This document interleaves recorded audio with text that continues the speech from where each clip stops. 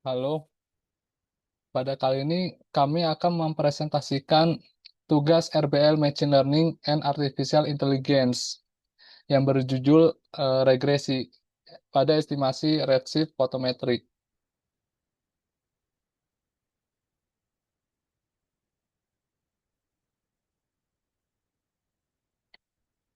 Nah, anggota kelompok kami ada Muhammad Rizal Diani atau Rizal, Gio Valdi Ramadan atau Gio, ada Aldiansyah Anugrah Ramadan atau Aldi atau saya sendiri, dan yang terakhir ada Gia Muhammad Augusta atau Gia.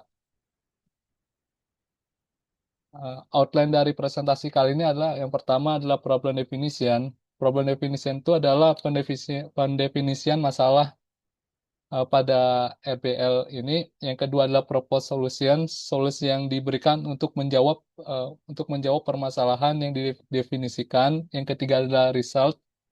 Result terdiri dari data preprocessing, uh, pendefinisian model machine learning, hyperparameter tuning model machine learning, dan hasil atau output dari model machine learning. Yang keempat adalah discussion. Discussion adalah analisis dari output yang kami peroleh. Uh, Konsep yang digunakan pada RPL kali ini adalah konsep redshift. Apa itu redshift? Redshift adalah hasil dari efek Doppler, yaitu perumusan dari konsep efek Doppler. Efek Doppler adalah pergeseran frekuensi gelombang bunyi yang didengar oleh pengamat akibat pergerakan pengamat ataupun pergerakan sumber. Nah, konsep efek Doppler ini eh, ditemui pada konsep sirine ambulan. Misal kita sedang berdiri di pinggir jalan, kemudian ada sirine ambulan. Nah, eh, ketika ambulan itu mendekat, maka suara ambulan yang didengar akan semakin nyaring. Nah, sedangkan ketika ambulan itu menjauhi pendengar, maka suara pun akan mengalami kebalikan dari nyaring. Nah, itu yang dinamakan efek Doppler. Nah, apa bedanya redshift dan efek Doppler? Kalau efek Doppler itu adalah pergeseran frekuensi gelombang bunyi, sedangkan redshift adalah pergeseran frekuensi gelombang elektromagnetik. Nah, jadi cara definisi redshift itu adalah pergeseran frekuensi gelombang elektromagnetik yang ditangkap oleh pengamat akibat pergerakan pengamat ataupun pergerakan sumber. Nah, redshift dibagi menjadi dua. Ada namanya redshift atau blue shift. Nah, kalau redshift adalah pergeseran menurut panjang gelombang yang lebih panjang. Jadi, panjang gelombang yang ditangkap oleh pengamat itu lebih panjang dibandingkan panjang gelombang yang dipancarkan oleh sumbernya. Sedangkan kalau blue shift itu adalah pergeseran panjang gelombang yang lebih pendek. Jadi, panjang gelombang yang ditangkap oleh pewatu lebih pendek dibandingkan panjang gelombang sumbernya. Nah, permasalahan pada RBL kali ini, redshift biasanya diukur menggunakan spektroskopi, namun terdapat batasan. Di antaranya butuh waktu lama untuk mendapatkan spektrum objek, yang kedua jumlah observasi terbatas, yang ketiga instrumen mahal.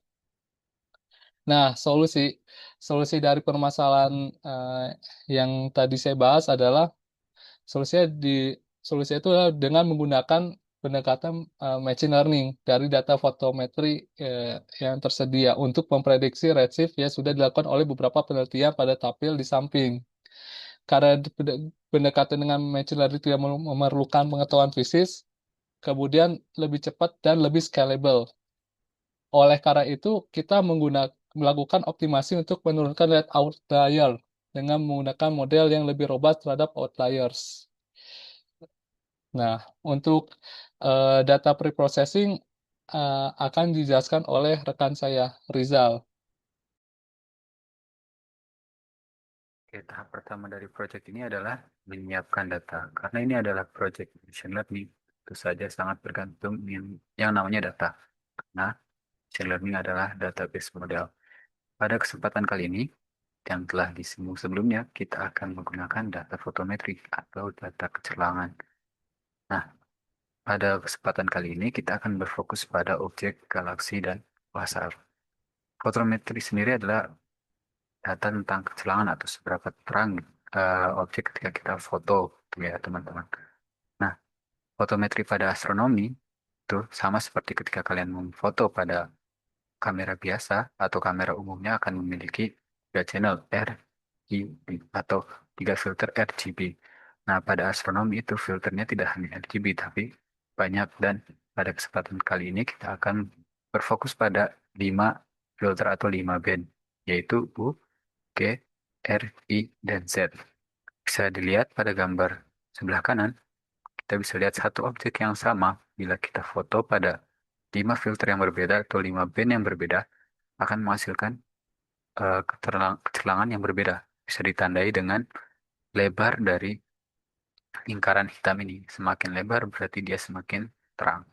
Nah, bisa kita lihat pada objek yang ini, dia lebih terang di band G ketimbang band Z. Yang berarti ada perbedaan kecelangan. Nah, perbedaan kecelangan pada dua band inilah yang akan dimanfaatkan untuk melatih model untuk memprediksi nilai dari redshift dari objek tersebut.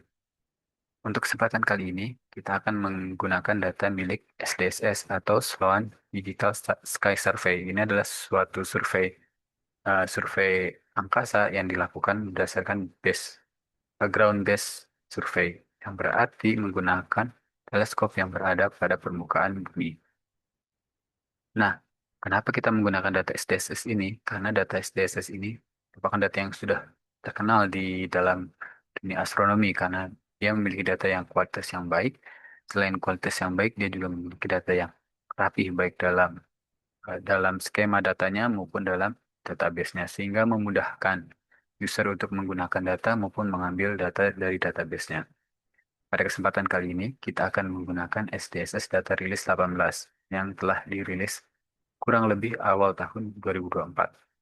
Dan pada kesempatan kali ini kita hanya akan menggunakan 300.000 data karena di proyek kali ini kita mencoba untuk mendapatkan best model terbaik sehingga kami rasa tidak perlu menggunakan data yang dalam jumlah jutaan. Sehingga kami hanya menggunakan data 300.000 saja. Selanjutnya, sebelum data digunakan untuk training model, kita perlu mempersiapkan datanya. Kurang lebih datanya akan dilakukan seperti ini.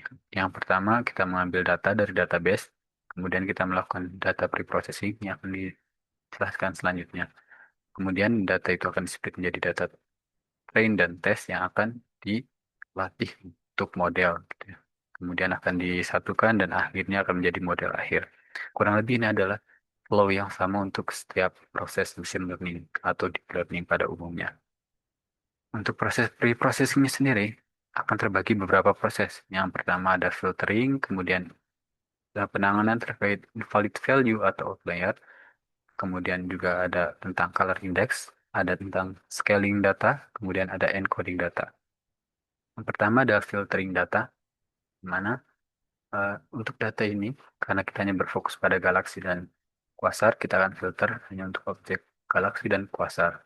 Kemudian filtering juga dilakukan karena target kita, redshift, spektroskopi juga berasal dari pengamatan, yang mana terkadang terdapat error dari pengamatannya, sehingga kita perlu melakukan filtering terlebih dahulu untuk memastikan bahwa data yang kita gunakan untuk melatih model adalah data dengan kualitas terbaik. Kemudian yang selanjutnya ada invalid value dan outlier. Seperti yang telah saya jelaskan bahwa data fotometri ini berasal dari pengamatan. Dengan demikian, terkadang terdapat masalah dalam pengamatan yang misalnya data kecelangannya bernilai minus 999, yang berarti itu adalah kegagalan dalam pengamatan. Sehingga data-data seperti itu kita perlu hapus atau kita perlu buang. Dan itu tentu saja seperti data pada umumnya terdapat outlier yang perlu kita tangani. Pada kesempatan kali ini kita menanganinya dengan menggunakan metode interkuartil. Kemudian ada yang disebut dengan color index atau membuat color index. Color index adalah perbedaan atau selisih dari dua nilai kecelangan di dua band yang berbeda, misalnya U dan G. Itu adalah contoh color index. Kenapa di sini kita menggunakan perbedaannya? alih-alih hanya menggunakan misalnya nilai U, G, R, I, dan Z saja. Karena dengan kita menggunakan color index, kita akan lebih dapat mendekati hasil yang lebih baik karena color index dapat memberikan rasio perbedaan kecelakaan yang akan lebih bagus untuk memfitting kurva spektrum pada umumnya. Seperti itu. Kemudian dua proses selanjutnya adalah proses yang umum dilakukan, yaitu melakukan scaling dan melakukan encoding. Scaling data tentu saja terkadang memiliki range data yang berbeda. Kita perlu scaling agar nilainya baik, agar nilainya memiliki range yang sama. Kemudian kita perlu label encoding apabila datanya bukan merupakan data numerik karena model hanya bisa membaca data numerik. Kemudian setelah datanya menjadi data clean, data akan di-split menjadi dua, yaitu train data dan test data. Karena di sini datanya sebenarnya tidak seragam antara Z, dilakukan stratified split gitu ya. Jadi agar datanya terwakili semua, baik yang memiliki data yang sedikit maupun memiliki data yang banyak. Jadi terwakilkan semuanya. Lebih baik untuk dalam proses pelatihan. Di sini kami menggunakan rasio 75% dibanding 25%, yaitu 75% untuk train data dan 25% untuk tes data. Kemudian berikut di sebelah kanan adalah contoh hasil dari train datanya, di mana kita punya redshift, ini kolom target yang akan kita coba estimasi. Kemudian ada kelas yang menggambarkan apakah objeknya merupakan galaksi atau kuasar, dengan satu adalah kuasar dan nol adalah galaksi. Kemudian kita punya empat color index, yaitu U min G atau rasio atau selisih antara U dan G, kemudian selisih antara G dan R, selisih R dan I, dan selisih I dan Z. Kemudian setelah selesai, data ini siap untuk dilakukan training terhadap model yang kita gunakan. Baik, terima kasih kepada rekan saya Rizal yang sudah menjelaskan terkait dengan tahapan dari pengolahan data hingga tahapan pre-processing. Nah, pada tahap selanjutnya ini, saya akan membahas tiga model utama yang kami gunakan untuk memprediksi redshift dari data-data yang tadi sudah diolah dan sudah dijelaskan oleh teman saya sebelumnya. Di mana di sini ada random forest regressor, extra-trace regressor, dan juga 1D convolutional neural network atau CNN. Nah, ada kemudian kita juga tahu di mana random forest dan extra-trace regressor ini, kedua model ini termasuk dalam keluarga ensemble tree based regressor. Mungkin kita akan coba telaah satu persatu. Nah, yang pertama itu Random Forest, di mana kita ketahui Random Forest ini bekerja dengan membuat banyak decision tree, menggunakan bootstrap sampling, dan memilih fitonya ini secara acak, dan juga di mana splittingnya ini untuk menghindari apa yang kita sebut dengan overfit, di mana dibantu oleh Gini, impurity, gain, dan perhitungan-perhitungan optimasi lainnya. Nah, dari hasilnya, beberapa decision tree yang kita sudah buat ini nanti akan dibuat sebuah prediksi dan juga masing-masing kumulatif prediksinya ini akan diambil rata-ratanya. Nah, hasil rata-ratanya inilah yang akan kita gunakan untuk eh, mengestimasi redshift-nya itu. Nah, eh, kemudian mungkin saya perlu sampaikan juga bahwa pada penjelasan terkait dengan modeling ini, kami juga menyertakan beberapa cuplikan-cuplikan coding, di mana ini adalah coding yang kami terapkan juga pada penelitian kami. Nah, untuk yang kedua, terkait dengan ekstraktis regresor, mungkin kita ketahui dia agak mirip ya dengan random forest regresor, tapi mungkin agak sedikit ekstrim, di mana ia tidak menggunakan bootstrap, di mana semuanya ini data dipakai dan pemilihan titik splitnya itu dilakukan secara acak, bukan berdasarkan optimisasi seperti perhitungan Gini atau Gain. Tapi ternyata setelah kita telah juga, kita ketahui tujuannya ini untuk menghasilkan model yang lebih bervariasi dan robust, meskipun ada beberapa kekurangannya. Nah, untuk model ketiga ini, kita menggunakan CNN. di mana kita ketahui CNN ini biasa identik dengan pengolahan data gambar. Nah, setelah kita eksplorasi, kita menemukan ada yang namanya 1D CNN, di mana bisa digunakan untuk kasus seperti kami, yaitu untuk data tabular. Di sini kami perlakukan setiap baris fiturnya ini dari dataset yang kami miliki sebagai sequence satu dimensi, di mana nanti CNN dengan jendela konvolusinya ini yang kecil itu mampu menangkap pola lokasi antar fitur yang berdekatan. Dan ini akan membantu kami ketika ada interaksi antar fitur-fiturnya yang penting untuk prediksi si redshift-nya. Nah, model CNN ini bisa kita lihat pada bagian di bawah terdiri dari beberapa layer-layer di mana dataset sebagai input, kemudian ada one D convolution, di mana beberapa konvolusinya ini kan memiliki aktivasi-aktivasi ya, seperti ada ReLU, max pooling, dan juga fully connected layer untuk nantinya menghasilkan final outcomes yang mana kita butuhkan yaitu redshift estimation. Nah, untuk slide kedua ini, kami memanfaatkan juga model lain, yaitu ensemble learning yang lebih lanjut, di mana kami melakukan teknik yang disebut dengan model stacking. Nah, model stacking ini apa sih? Nah, ini metode untuk menggabungkan beberapa model yang base model tadi yang sudah kita kerjakan dengan model meta atau meta learner. Untuk apa sih? Nah, tujuannya ini tidak lain yaitu untuk meningkatkan performa prediksi secara keseluruhan. Adapun proses-proses seperti beberapa poin ini yaitu membuat prediksi di mana digunakan tiga model ya utama yaitu Rainforest, Stratis, dan CNN 1D. Nah, hasil prediksi dari ketiganya ini nanti digunakan sebagai fitur baru untuk model selanjutnya. Nah, nanti kami akan melatih model final atau meta model ini dengan linear regression. Nah, yang mana akan menghasilkan prediksi akhir yaitu Y-Pred stack. Nah, adapun hasil dari base model yang sudah kami buat, yang biasanya bisa kita lihat pada tabel berikut. Nah, dari keempat model, di sini kami membagi-baginya lagi dengan beberapa kolom, yaitu untuk mengevaluasi dari masing-masing model ini, yaitu untuk data yang sama, jumlah data atau baris yang sama, yaitu sekitar 200 ribuan. Di sini bisa kita lihat yang paling cepat itu model ensemble, di mana waktu prediksinya pun bisa kita lihat sini agak merata dan paling cepat di sini ada Random Forest.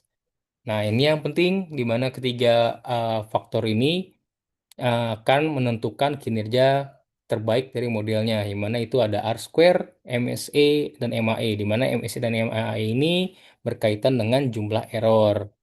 Nah, untuk hasil R-square-nya sendiri, kita bisa lihat itu ada yang terbaik di sini yaitu model Extratrice untuk kasus model base ini.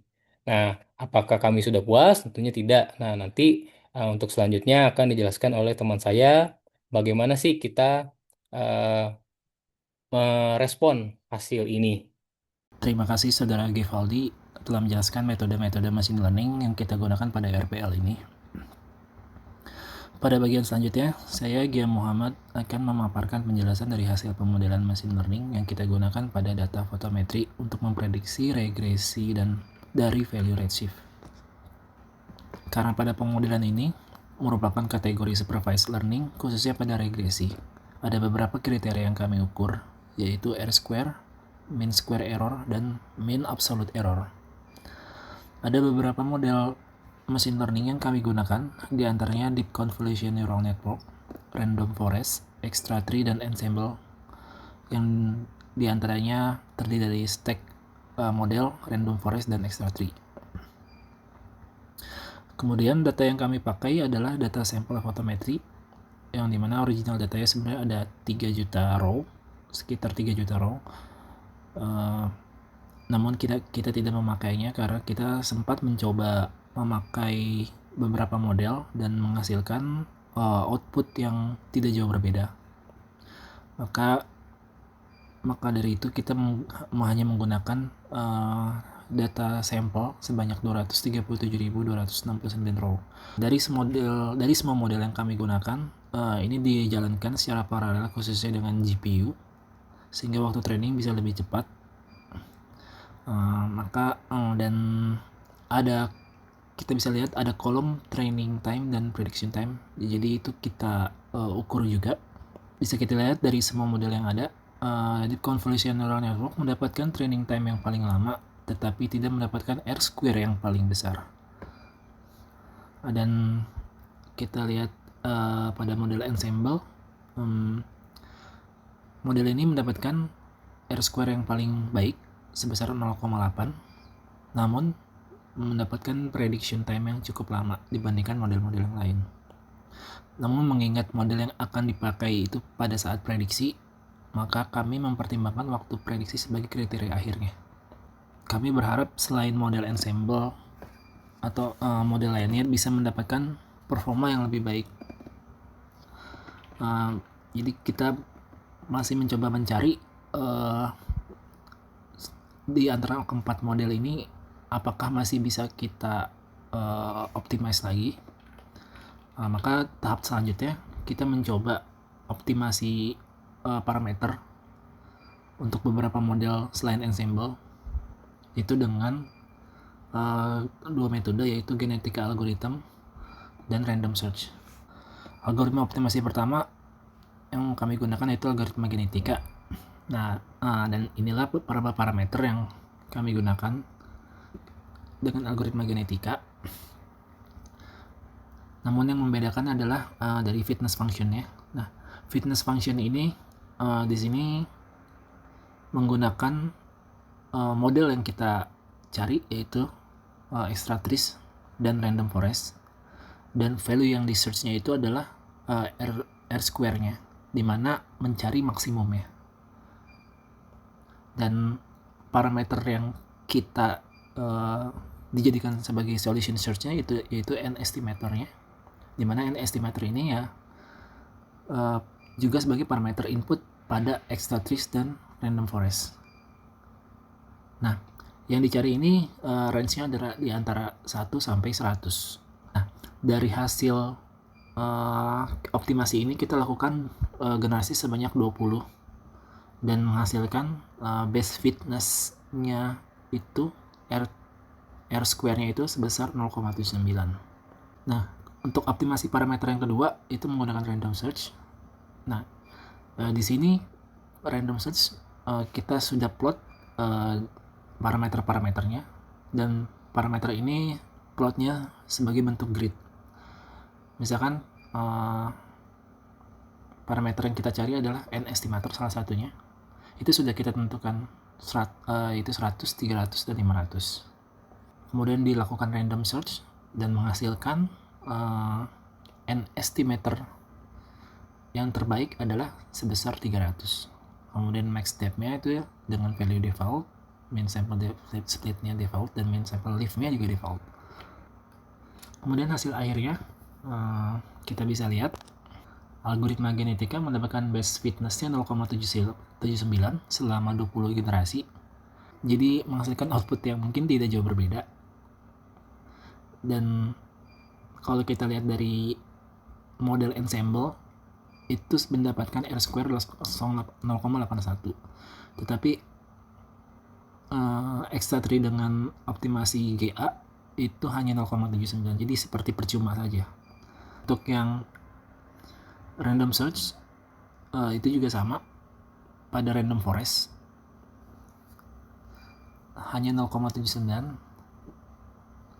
Namun untuk pada random search pada Extractris itu kita mendapatkan optimasi yang berbeda, mendapatkan peningkatan itu sekitar 0,8 yang sebelumnya 0,79.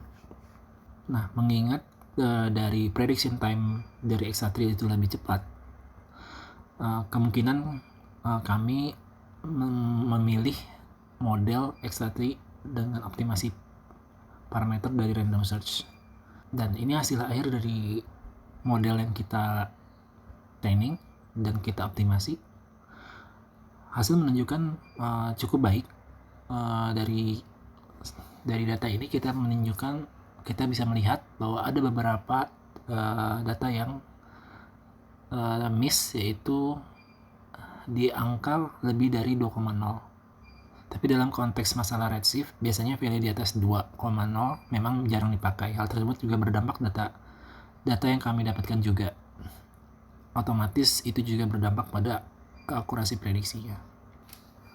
Sekian, itu presentasi dari saya. Setelah melalui proses yang panjang, akhirnya kita mendapatkan hasil dari model terbaik kita. Bisa dilihat pada chart sebelah kiri, di mana untuk redshift dengan nilai yang di bawah 0,5, ini hasilnya cukup baik. Tapi ketika redshiftnya sudah di atas 0,5, akurasinya menurun. Mengapa demikian? Dikarenakan data SDSS sendiri memang banyak berfokus pada galaksi-galaksi dekat atau galaksi-galaksi yang memiliki redshift rendah, bawah 0,5. Sehingga untuk redshift tinggi di atas 0,5, datanya hanya sedikit, walaupun kita telah melakukan stratify splitting sebelumnya, walaupun telah melakukan stratify splitting sebelumnya, kita tetap memiliki data yang terlalu sedikit untuk nilai redshift yang tinggi, sehingga model tetap kesulitan untuk memprediksi redshift tinggi. Hal itu memang wajar dengan karakteristik data dari SDSS yang memang sering ditemui permasalahan tersebut oleh peneliti lain. Nah, kita pun membandingkan hasil yang telah kita peroleh dengan penelitian lain. Di sini kita membandingkan dengan 3, yaitu ada Beck tahun 2016, Su tahun 2018, dan M-Trayer tahun 2023, dengan model-model yang berbeda-beda.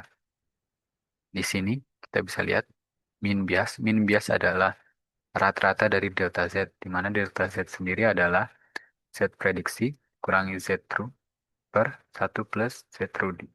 Z true adalah redshift aktualnya dan Z prediksi adalah redshift prediksi kita. Dan diambil rata-ratanya. Bisa kita lihat walaupun kita memang model kami bukan yang terbaik, tapi model kami tetap memiliki order yang baik, yaitu order di 10 pangkat minus 4. Kemudian nilai sigmanya pun masih tergolong baik, masih di angka 0,023. Yang lain pun berada di order yang sama. Nah, tujuan utama proyek ini adalah menurunkan nilai fraksi outlier. Dengan memilih model yang robust terhadap outlier, kita bisa lihat bahwa terjadi peningkatan dalam hal terjadi peningkatan kualitas dalam hal fraksi outlier atau nilai eta ini. Baik dari eta berdasarkan 3 sigma, batas 3 sigma, maupun eta dengan batas bias di atas 0,05. Dengan 3 sigma, kami mendapatkan fraksi outlier sebesar 1,2%, yang naik atau lebih baik daripada penelitian sebelumnya yang berada di kisaran 4%, dan pada fraksi outlier dengan nilai bias di atas 0,05, kami mendapatkan nilai 3,3%, yang lebih baik daripada M-Trayer yang mendapatkan nilai 4%. Dengan demikian, tujuan proyek ini tercapai dengan berhasilnya menurunkan nilai fraksi outlier. Namun dengan menurunkan nilai fraksi outlier, kami tidak mengorbankan nilai bias ataupun nilai sigma dengan signifikan, sehingga model ini masih tergolong model yang baik, apalagi dengan fraksi outlier-nya yang sangat lebih rendah daripada model-model lain. Mungkin sekian dari kami tentang proyek ini, dan ya proyek ini telah berhasil mencapai targetnya, menurunkan fraksi outlier. Atas segala perhatian kalian semua, kami ucapkan terima kasih.